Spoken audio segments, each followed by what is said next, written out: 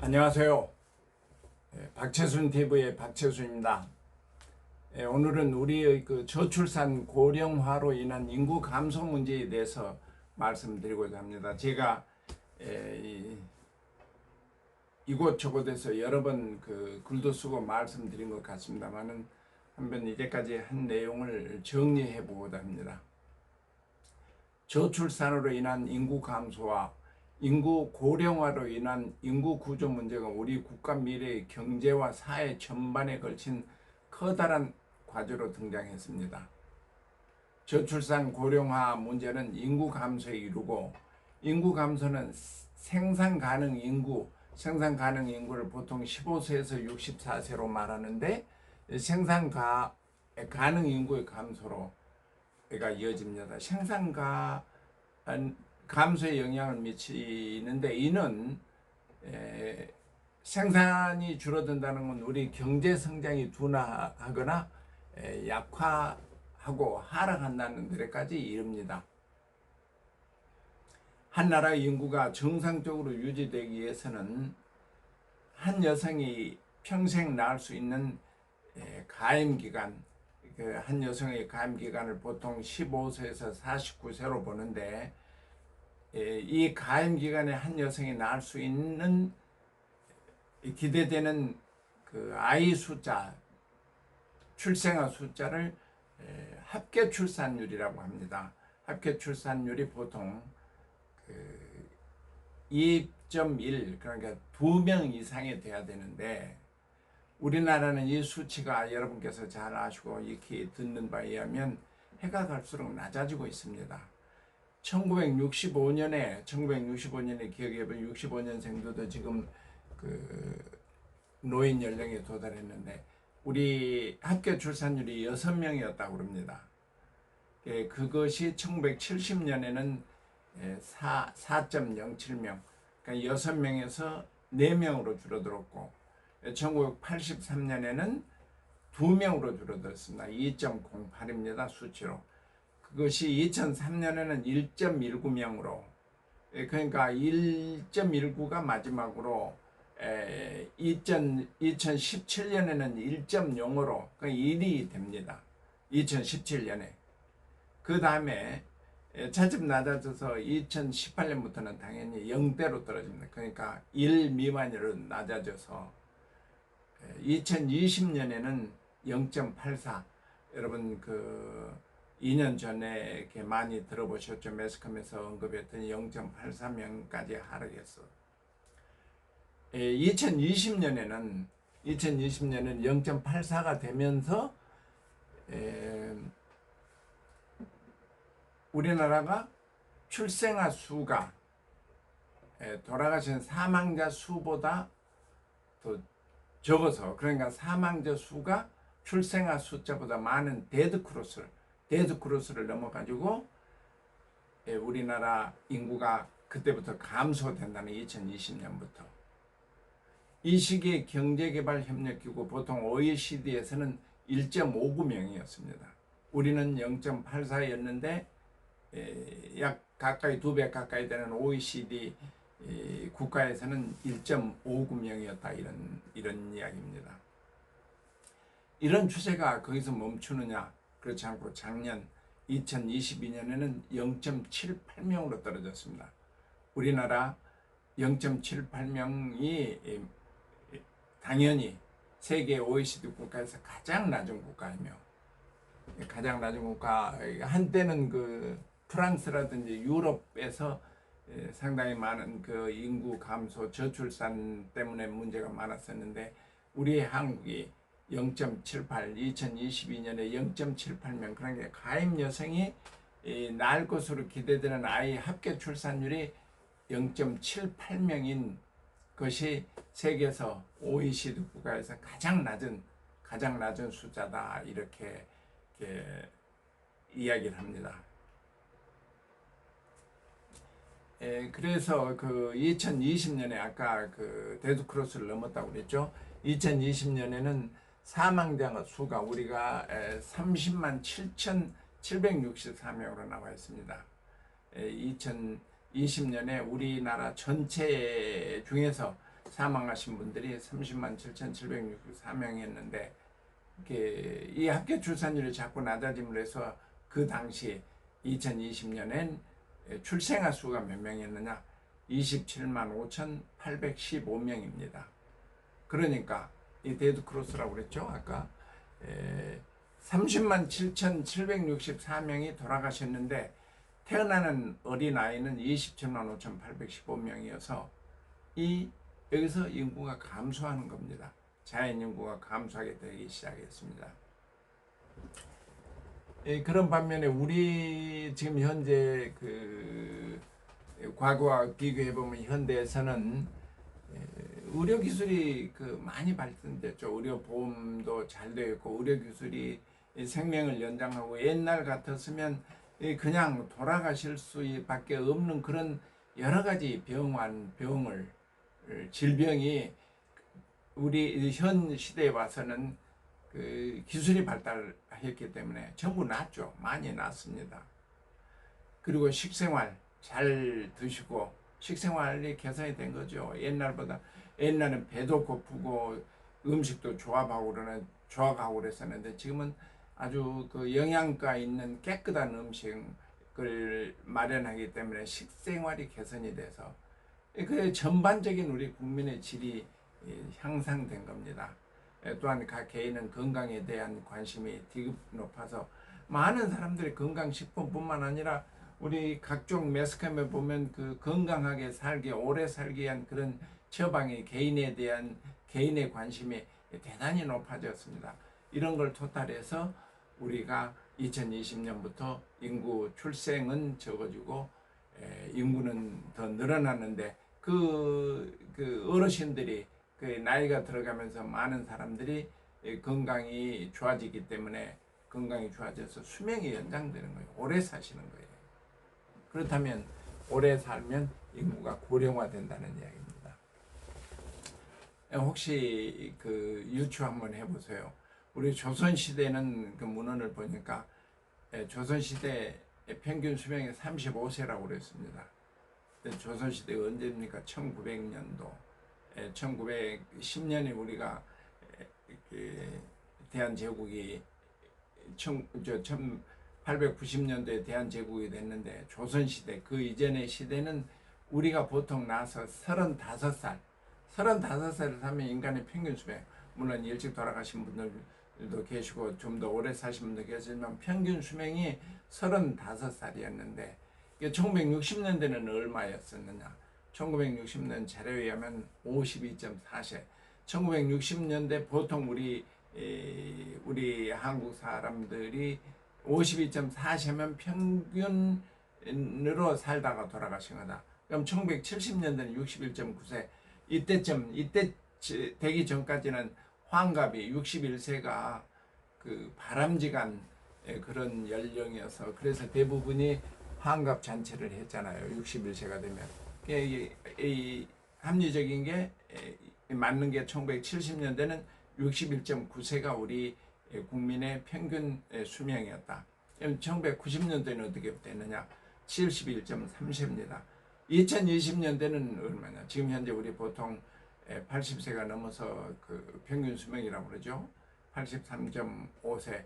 100세 되신 분들이 굉장히 많아지니까 10,000명 가까이 되니까 평균으로 따지면 이제 좀 더 젊어서 돌아가신 분도 안타깝게 돌아가신 분도 계시고 사고로 돌아가신 분도 계셔서 그 평균 연령이 2020년대는 83.5세라고 그래요. 조선시대 35세였고 1960년대만 하더라도 52.4세였는데 지금 83.5세니까 60년, 70, 80, 90, 100, 10, 20, 60년 동안에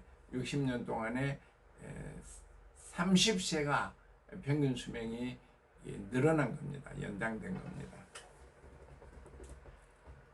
이런 인구 환경 변화로 우리나라 인구는 감소하지만은 노인들의 수명은 길어져서 인구가 고령화되는 것이 현실입니다.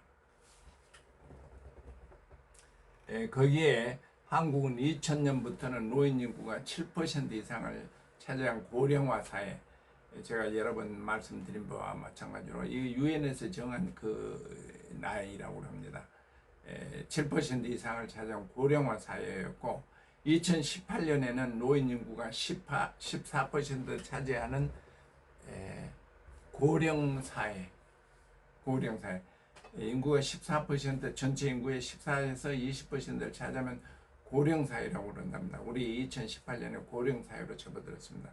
또 2025년은 그러니까 우리가 금년 2023년이죠.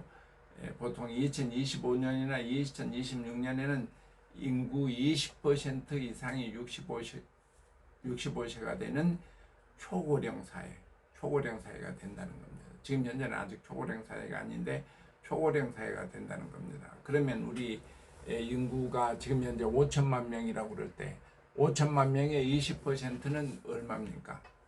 5천만 명의 20%는 1,000만 명이 우리 대한민국 인구가 1,000만 명이 그 고령 인구, 노령, 연세가 65세 이상 되는 분들의 인구가 차지하는 인구입니다. 1,000만 명이.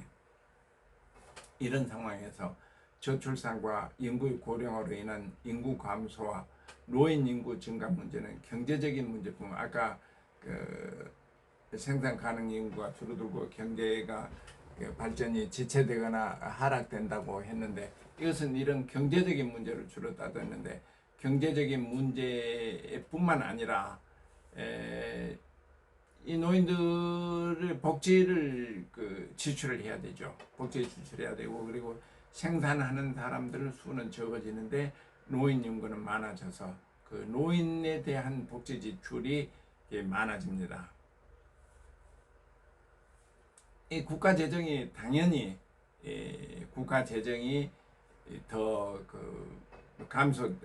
나빠지고 그리고 이제 그 젊은 사람들이 부양하는 노인의 인구수가 더 많아져 가지고 이것도 심각한 문제가 대비됩니다. 그러니까 여러 가지 그 사회 현상 중에서 그 경제적인 문제의 인구 감소 문제가 경제 발전의 문제가 되고 그다음에 사회 문제가 되는 것이 그 현실이고 이제 앞으로 우리가 이것에 대한 대비를 해 나가야 되지 않느냐 그런 생각이 듭니다.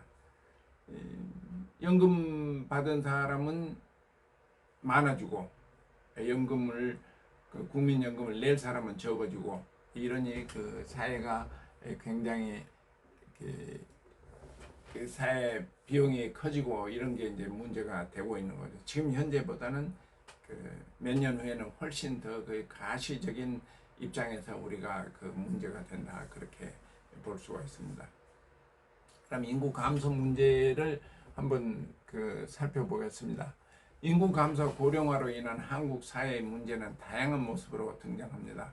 국제 신용평가사 무디스가 금년 5월 28일 날 우리나라 국가 신용 등급 평가 보고서에는 무슨 이야기를 했느냐면 한국 경제 성장의 장기적인 리스크는 2040년까지 생산 인구가 886만 명이 사라질 것이며 잠재 성장률이 2025년 이후에 2% 수준에 머물 것이라고 평가를 했습니다. 지금 현재도 이제 우리가 금년 같은 경우 경제 성장이 2% 밑돈다고 그렇게 하는데 이게 이제 고질화된다는 것입니다. 인구 통계학적 압력이 심화된다는 것은 불을 보듯이 뻔합니다. 우리나라 매스컴에서도 인구 감소 문제로 인해서 전국에 228개 시군구가 우리가 전국에 228개 시군구가 있는데 그 중에서 30년 후에는 46.5%인 106곳이 소멸 지역이라는 겁니다. 그러니까 우리 228개 지방자치단체 중에서 30년 후면 46.5% 각 50%가 106곳이 소멸된다, 없어진다는 거. 우리 마을이 없어진다고. 몇 차례 말씀드린 바와 마찬가지로 전남 고흥이나 경상북도 의성이라든지 그런 제1차적으로 없어지는 시군구가 있는 반면에 46.5%의 반 정도가 없어진다는 그런 암울한 내용이 알려지고 있습니다. 이런 상황에서 갤럽 월드폴이라는 조사에 의하면 사람들이 이 삶을 스스로 얼마나 행복하느냐 하는 것을 조사하는 그 평가가 있는데, 그것을 행복 지수를 평가하는, 그러니까 개인 인간이 자기들이 각 국가에서 느끼고 있는 행복이 어떤 것인가 하는 것을 조사했는데, 경제개발협력기구 38개 국가 중에서 우리는 끝에서 네 번째랍니다. 끝에서 네 번째는 35위로, 그러니까 38개 중에서 35등을 했다는 거죠. 뭐라고? 불행하다고. 그러니까 행복하다고 행복하지 않느냐고 조사하는데 35등입니다. 우리가 행복지수가. 특히 한국은 저출산 추세가 이어진다면 산술적인 예측만으로 보면 한국 인구는 2100년에는, 지금 2100년은 아득한 옛날일 것 같지만, 우리 코리아라고 대한민국이라고 현재 생각하는 대한민국이 반토막이 된다는 거죠. 아까 우리 228개 시군구에서 106개가 없어지듯이 우리나라 인구가 2100년에는 지금 5천만 명이라면 2100만 명으로 줄어든다. 이런 2300년에는 제로가 될 것이고 지도에서 사라진다. 그런 보도입니다. 그러니까 제로가 된다는 건 지금 무슨 말씀이냐면, 이렇게 인구가 줄어들고 차츰 인구를 계산할 거 아니겠습니까? 출생자, 사망자 이렇게 해서 합계 출산율의 추이, 사망자 추이 이렇게 해서 보면 2300년을 우리가 한국 인구 한 명도 없어진다는 그런 암울한, 2300년은 우리는 없었다. 우리는 벌써 돌아가시니까 다 모든 지금 현재 살고 계신 분들은 앞으로 많이 살아야 100년 산다고 생각할 때 우리하고는 관계없는, 그렇지 않습니다. 우리나라, 대한민국, 코리아라는 나라가 없어질 수 있다. 그런 암울한, 물론 수치상으로 숫자로만 따져놓고 볼 때 이렇다고 했는데, 그 전에 해결책이 나와야 되겠죠. 18세기 후반 영국의 경제학자며 인구학의 아버지인 토마스 멜서스가 우리가 책에 자주 나오는데, 이분이 1766년에 나서 1834년에, 그러니까 오래전에 돌아가신 분입니다. 그분 말하는 게 아직까지 남아 있어서 이제 우리 인구와 경제에 대해서 큰 기본 이야기를 해주는데, 뭐라고 했느냐?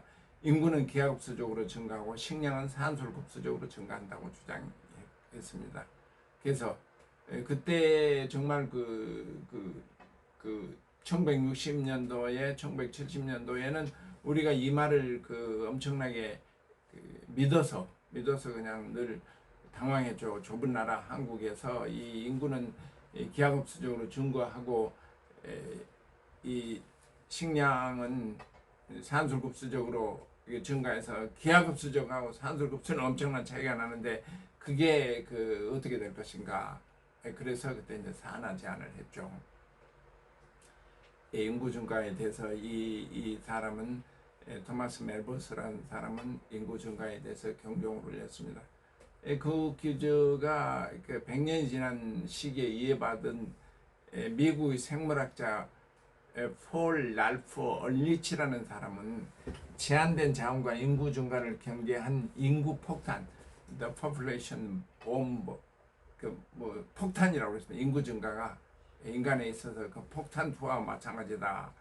그렇게 말하면서 1970년대는 수억 명의 사람이 굶어 죽을 것이다, 이렇게 주장했습니다. 이 사람은 미국에서 난 이 사람 1932년에 났으니 지금 현재 90살이 됐겠네요. 아직 안 돌아가시고 살아있는 사람인데, 인구 폭발에 대해서, 폭탄에 대해서 이야기를 했던 사람입니다. 그것이 상당히 동안 이어오다가, 그러나 미국의 정착자인 잭 A 골드스톤이라는 사람은 1953년에 태어나서 아직까지 살고 있고 조지 메이슨 대학교 교수는 인구 과잉과 식량 부족으로 인한 인구 폭탄으로 인한 지구 종말은 지난 이야기다. 아니다. 인구 폭탄이 중요한 게 아니고 이제는 그 지나간 이야기고 인구가 감소된 게 문제다. 뭐 이런 이야기를 해서 들어보겠습니다. 그 친구 이야기는 골드스톤이라는 사람 이야기는 인구 감소로 인해 경제 성장이 멈추는 것을 걱정해야 한다고 인구 과잉에 대한 이전 주장에 반대하는 견해를 표시했습니다. 그는 선진국 인구는 줄어드는 반면에 후진국 인구가 늘면서 기존의 선진국 미국, 유럽 같은 부자 나라가 선진국이 선진국 대신에 인도나 중국, 브라질 같은 그 인구가 많이 증가하는 나라가 이제 그 선진국이 될 가능성이 있다.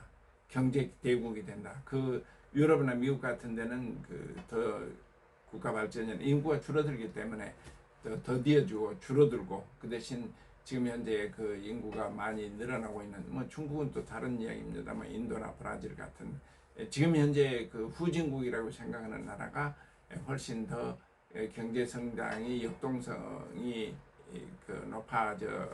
높아질 것이다 그런 이야기를 하고 있습니다.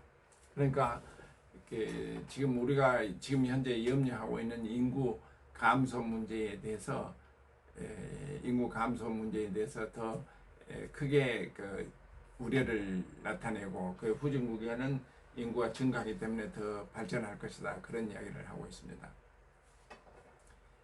사실 인구에 관련된 논쟁은 동서양을 막론하고 오래전부터 있어온 내용입니다. 우리나라도 1960년 초에 산화 제한 정책을 추진했던 시대는 토마스 멜서스 인구 과잉에 대한 우려를 따랐고 인구가 감소하여 경제 사회적인 문제가 크게 대두된 현 시점은 인구 감소의 부정적인 면을 봐서 보고 있습니다. 그러니까 시각이 달라진 거죠. 세상이 변하면서 인구 정책도 달라지게 되고 현재 우리 한국 인구 관련 입장은 잭 골든스테인이 지적한 선진국형 경제사회 현상과 같은 개념을 다루고 있습니다. 우리도 선진국형으로 해서 인구가 감소하고 경제 성장이 둔화가 되고 국가 사회가 덜 다이나믹할 것이다 그런 이야기가 우리 대한민국에 맞는 이야기, 적응되는 이야기라고 봅니다. 이처럼 국가 사회의 미래 파급력이 클 저출산 고령화로 인한 인구 감소 문제는 국가의 가장 중요한 장기적인 국정 과제인데 우리가 지금 뭐 남북 문제가 있고 북핵 문제가 있고 또 그 여러 가지 우리 사회 국가 사회에 문제가 많이 있는데 그걸 장기적인 관점에서 본다면 인구 감소 문제가 가장 중요한 눈에 보이지 않지만은 뭐 눈에 이제 가시적으로 보고 있어서 여러 곳에서 인구 감소를 우려하는 그 학자들이나 뭐 매스컴의 그 이야기가 많습니다. 그러나 우리 보통 사람들 한테는 그것이 그렇게 미치지 않고 또 당장 내일에 오는 것이 아니기 때문에 그렇게 크게 염려를 하는 그런 과제가 아닌데 국가로 볼 때는 엄청나게 중요한 장기 국정 과제가 아닌가 그렇게 생각합니다. 실제로 우리나라 역대 정부가 인구 변화에 대응해 노무현 정부인 2006년부터 2021년까지 16년간 280조의 재정을 투입했습니다. 그 자료에 의하면 2006년부터 2021년까지 16년간 280조 엄청난 재정을 투입했으나 저출산 추세를 반전시키는 데는 실패했다고 그렇습니다. 이에 대한 대책으로 윤석열 정부에서도 대통령을 위원장으로 하는 저출산 고령사회위원회를 발족해서 운영을 하고 있습니다. 저출산 고령화 문제 해결 없이는 국가의 존속 자체가 위태롭다는 위기의식을 인식하고 있기 때문입니다. 지난 3월 28일 윤석열 대통령이 직접 주재한 저출산 고령사회위원회에서는 연간 50조 원, 연간 50조, 16년간 280조라고 그랬죠. 그러니까 연간 50조는 굉장히 큰 돈인데 연간 50조 예산을 들어서 돌봄 육아, 육아와 그 일과 육아 병행, 주거, 양육 비용과 건강 등 5개 핵심 분야에 집중적으로 투입하기로 했다는 보도가 있었습니다. 이렇게 우리가 심각한 인구 문제, 저출산, 고령화, 국정 과제가 이렇게 있는데 우리가 뭐 학자나 정부 관련 정책 기반자들뿐만 아니라 우리 일반인들도 이런 인식을 가져야 되겠다. 인구는 고령화돼가고 2020년부터 인구가 감소되고 그리고 한 여인이 애를 낳지 않아서 0.78명밖에 안 되는 그런 사회에서 우리가 앞으로 살아나가기 위해서는 이 모든 국민이 인구 문제에 대해서 관심을 가지고 또는 그 학자들이, 정치인들이, 산업에서 일하는 분들이 이것을 현실적인 과제로 인식해야 되지 않겠느냐 하는 게 우리 국가 사회 현재의 문제입니다. 이 문제가 앞으로 계속해서 국정 과제가 돼야 되겠다 하는 이야기를 말씀드렸습니다. 감사합니다.